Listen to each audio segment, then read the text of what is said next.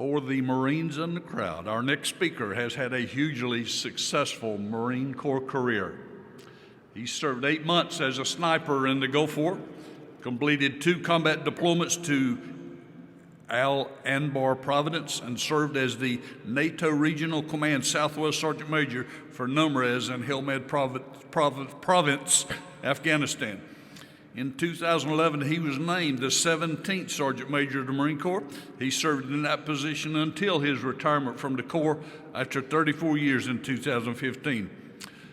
If you've ever heard him speak before, you could understand his genteel, mild-mannered spirit is one that could only have been developed at Marine Corps Recruit Depot, Parris Island, where he nurtured, you might call it, that young Marine recruits.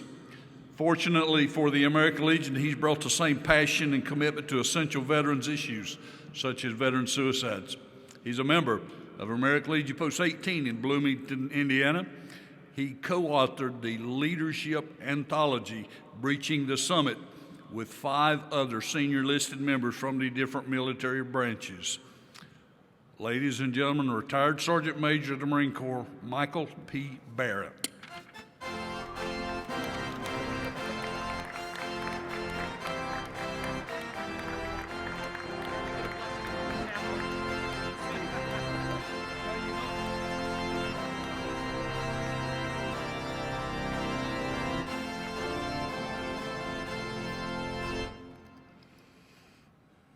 So I'm not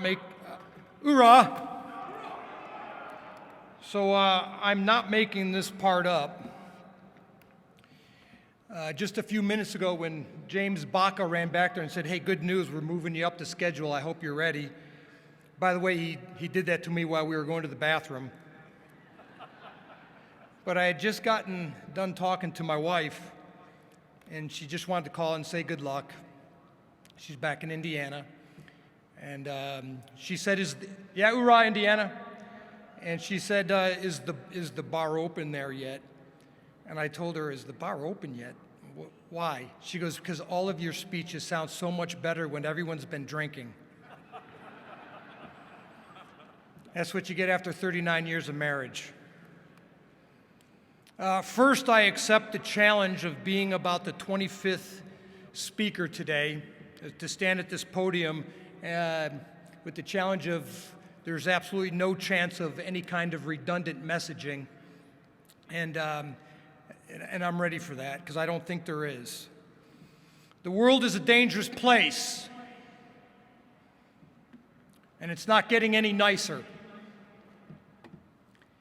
The stressors on all of us are immense, and they are exponentially greater if you're haunted by unsettling past experiences and other overwhelming challenges.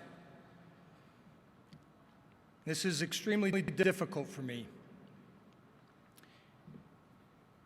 13 families received the most devastating news this past week.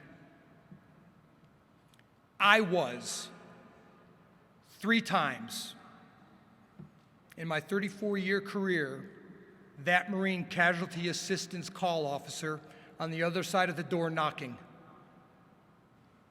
I don't wish that responsibility on anyone. I've attended over 300 funerals, memorial services, and dignified transfers in the past 20 years. Being angry and frustrated and letting it harbor and consume your every thought and subsequently your every conversation accomplishes nothing. It's been a tough couple of weeks. We've felt pain and frustration, or should I say we've endured pain, frustration, loss, all before, but it never gets easier. 2 deployments to Iraq, where I lost 23 Marines and 300 wounded. 13 months in Afghanistan as the NATO Regional Command Southwest Sergeant Major for Helmand, Nimruz, and Farah. 279 soldiers, sailors, Marines, and NATO personnel killed, and over 2,700 wounded on my watch. Still to this day, certain sounds, smells, sights trigger physical and cognitive effects on me. I'm done being angry. My heart hurts for all of our Gold Star families and all of our severely wounded. No pain we live through, no trial that we experience should ever be wasted to the development of our character, our fortitude, our future efforts, and our resolve.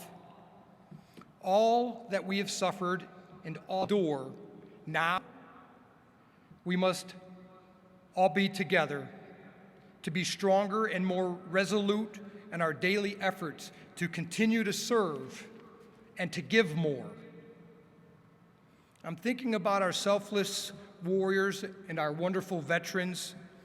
All they give, all you've given. They and we are going to be asked to give more, and there is only one right response. Where do you need a rugby player? When you go into the scrum or to the ruck, it's head down, ass up, drive forward until you gain ground or you win the ball back. It's easy to sit in front of a TV and criticize and scream, "What the hell?" about a decision and wonder what was the approval and thought process in regards to that thing, whatever that thing was. Our leaders have a lot of stuff on their plates, and none of us honestly knows what all that is. I don't know what the final factors were that led to the decision to leave Afghanistan the way that we have. I can only surmise. Was it the tens of millions of displaced human beings caused by 20 years of vicious, unrelenting conflict? Or was it the $6.5 trillion bill that's going to come due? Or was it the human cost, the incalculable personal toll estimated to be greater than 800,000 human lives, of which over 7,000 of them were American lives, and over 53,000 wounded? Did we all do our part? Did we leave it all on the battlefield? All of my experiences, all of my observations, the over 600 combat patrols that I walked in all of my times in the air, my gut tells me we absolutely did. Keep our heads high. We could only control the situations that were right in front of us. We followed our orders, and we did our duty. We allowed a nation of people to experience 20 years of prosperity in contrast to what they knew, what life could be like. We did what we could and what we were allowed to do. Now we can and we have left the battlefield. However, we cannot leave the global war on terror. We may want to be done with it, but they are not done with us. The ugly history proves this. November 1979, U.S. Embassy in Tehran is attacked and seized. The most powerful nation in the world is held hostage. April '83, a vehicle laden with explosives detonated in front of the U.S. Embassy in Beirut and kills 63. 6 months later, a large truck filled with 2,500 pounds of TNT smashes through the front gate of the Marine barracks and kills 241 of my brothers. April '85, a bomb explodes in a restaurant frequented by soldiers in Madrid. More of our brothers taken. August '85, a Volkswagen loaded with explosives crashes into the front gate at Rhine-Main Air Force Base. 22 killed. April '86, TWA Flight 840 attacked by terrorists. 4 Americans killed, 2 were sailors. December 88, Pan Am Flight 103 over Lockerbie, Scotland, 259 taken by terrorists. January 93, 2 CIA agents executed in front of Langley by terrorists. February 93, a group of terrorists deliver a van packed with explosives into the underground parking garage at the World Trade Center, 6 killed and over 1,000 wounded. November 95, a car bomb explodes at the U.S. military complex in Riyadh, killing 7 servicemen and women. June 96, another truck bomb explodes in Saudi Arabia. The Khobar Towers are destroyed, 19 killed and hundreds wounded. August 98, terrorist-coordinated attacks on 2 U.S. embassies in Kenya and Tanzania, 224 killed. October 2000, the USS Cole, 17 sailors killed. September 11, 2001. The attacks took the lives of 2,977 innocent human beings, mostly Americans, but also people from 60 other nations.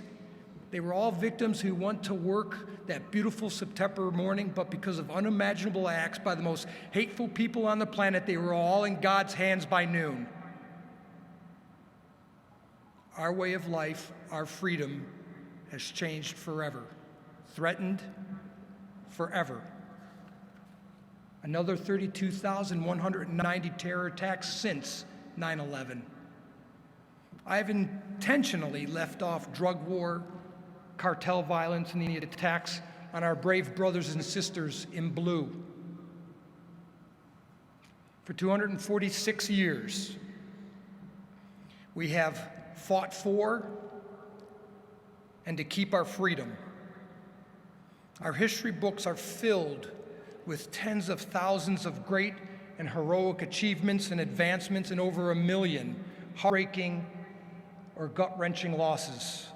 That alone should inspire every citizen to fight like hell, to not forget what it took to be here in the greatest country on the planet. Born here by chance, we live here by choice. Serving and defending her is a responsibility.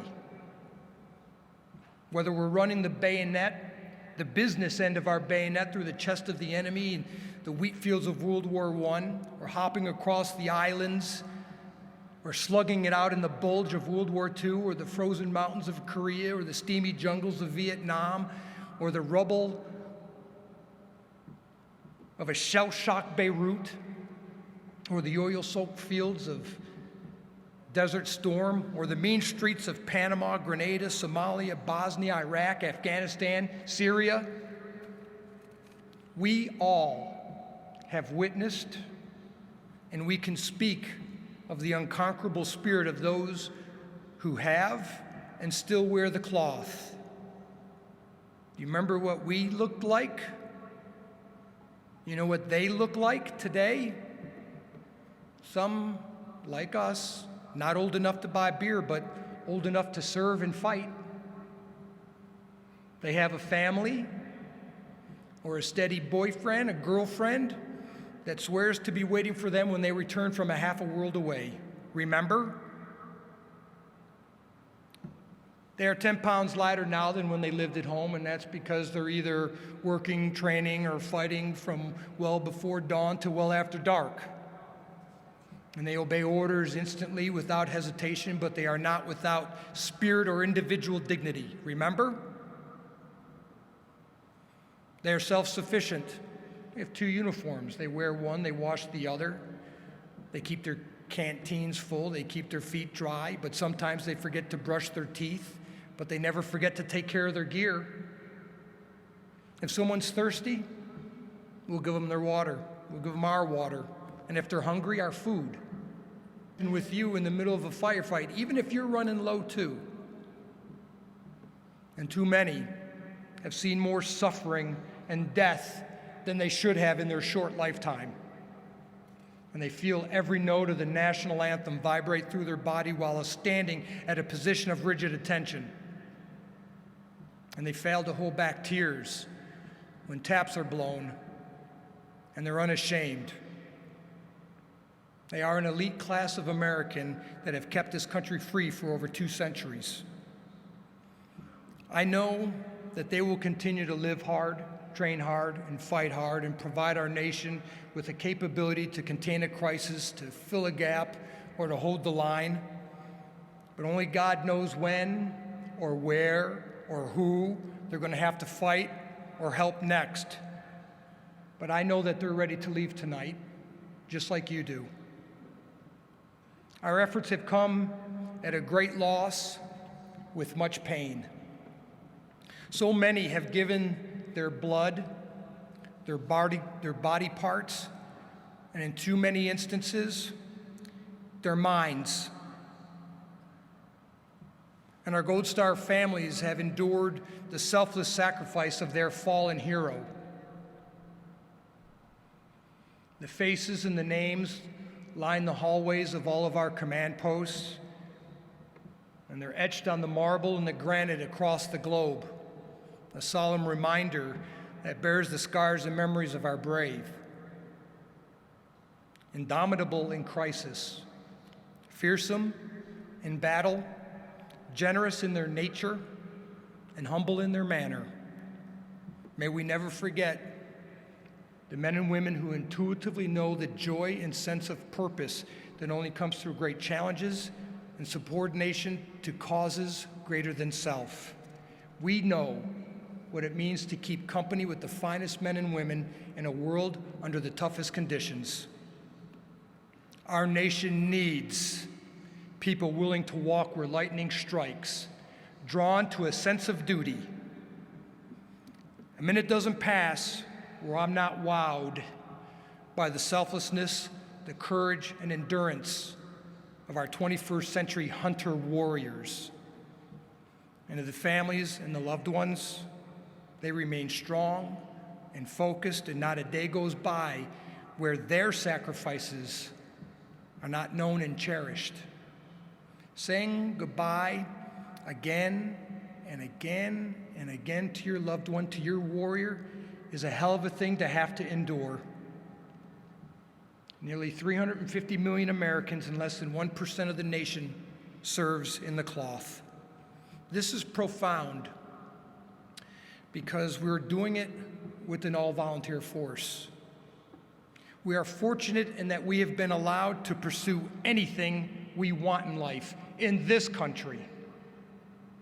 Today's warriors have chosen to be defenders of the Constitution and servants to the nation. There's nothing stronger than the heart of a volunteer. So what do you say that hasn't already been said? That the Spartans in 480 BC did not ask, how many are the enemy, but only, where are they? Which leads me to this closing. Upwards of 20 veterans die by suicide every single day. This is a call to action. We are veterans, we are legionnaires. Just tell us where we are needed next. And if you haven't already, add to your basic daily routine.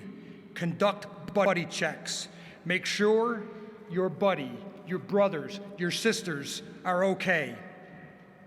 So until we meet again, may God keep you in his loving embrace. Always faithful. I've said enough.